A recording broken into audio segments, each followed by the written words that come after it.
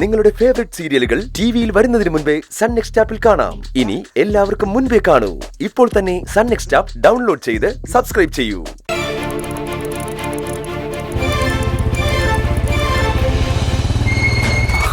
Good morning Paru. നീ എന്താ എന്നെ ഇങ്ങനെ അത്ഭുതത്തോടെ നോക്കുന്നേ? അല്ല, അത്ഭുതം തന്നെയാ. ജോലിക്ക് പോകാൻ ഇറങ്ങിയപ്പോ എന്റെ സുന്ദരി എനിക്ക് പണി തന്നു. പഞ്ചർ ഒട്ടിച്ചിട്ട് കമ്പനി പോകുന്ന വൈകും. അതുകൊണ്ട് സുന്ദരിയെ പഞ്ചർ കടയിൽ ഏൽപ്പിച്ചിട്ട് പ്രിയൻചേട്ടനോട് ഈ വഴി വരാൻ പറയാന്ന് വിചാരിച്ചതേ ഉള്ളൂ. അപ്പതേ പ്രിയൻചേട്ടൻ എന്റെ മുന്നില്. അത് അത്ഭുതം തന്നെയല്ലേ?